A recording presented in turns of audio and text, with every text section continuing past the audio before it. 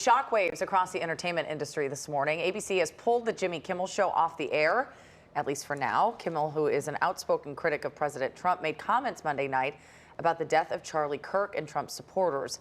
Nexstar, which owns many ABC stations, said it would not air Kimmel's show, and the FCC chairman threatened ABC on a conservative podcast. ABC suspended Kimmel's show indefinitely. President Trump has praised the move. And joining us now is Brian Steinberg, the senior TV editor for Variety, to talk about this. Brian, thank you for being with us this morning. Thank you for having me. Yeah, I think a lot of people found this move very shocking. What does the suspension say about free speech? Well, it's unusual. Kimmel has been there for 20 years giving his opinions about various things and joking about politics and current headlines. Disney knows what they're going to get from him every night. It's hard to believe his monologue wasn't seen by at least some people before it went out on the air that night. So it's surprising that this were to happen. Well, it does look like Nexstar is trying to buy Tenga. So do you think this has anything to do with that type of merger or takeover?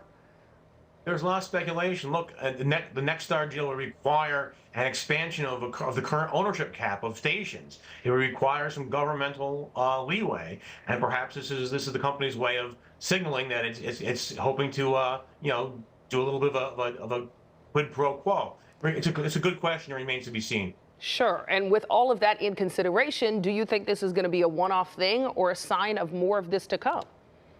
Well, the Trump administration has, since taking office this term, really put a lot of pressure on CBS, ABC, print publications, suing the Wall Street Journal and the New York Times. I think it is part of how they deal with media. The idea that even if our legal issues are a little flimsy, the process and the publicity is very onerous and is going to weigh you down. You know, the president wrote on Truth Social after this all took place, that leaves Jimmy and Seth, two total losers on fake news NBC. Their ratings are also horrible due at NBC. I see that Jimmy Fallon has now pulled out of a speaking engagement this morning. What do you make of this? I think they'd probably let Fallon and Myers speak on this subject on their shows. So I do wonder if tonight Colbert, Myers, Fallon may offer statements about this. Kimmel did make a couple of things about when Colbert was announced to be taken off there by CBS. So I would not be surprised to see some of the hosts perhaps weigh on this topic this evening. Yeah, and you mentioned some of those other cases that kind of tie in with this just a little bit. I think for a lot of people just watching TV, they don't even understand the government's influence or these mergers or the FCC's role in all of this. Can you kind of even explain to people how the government and TV is tying together? Well, a lot of these companies, Disney, Paramount, Comcast, are in the middle of a great change in the business. Streaming has made the business very different. A lot of them are buying, acquiring, splitting off, spinning off, doing all kinds of different transactions to keep moving in today's sector. For a lot of these deals, they require the FCC to sign off on the deal. So, the FCC can be used as kind of a lever here by the government. If the FCC won't sign off on the deal, these deals can't proceed. It puts these companies under some pressure. Well, that's, this is a White House that blocked even the AP at the beginning of this second term for the president.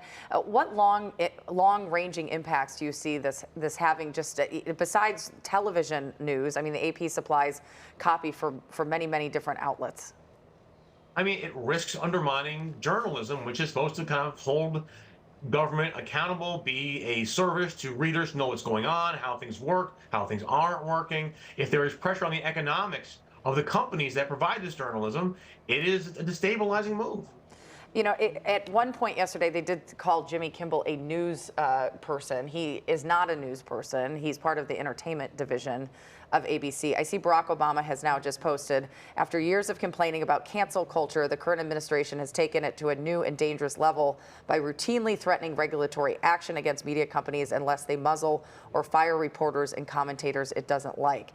Does that hold any weight from the former president? I think so. I mean, it's a cautionary note. There's a flashing signal here. How far can and should this go? Absolutely. And just quickly, do you think Kimmel will respond with a lawsuit? How do you see him responding to this, or just pop back up on TV?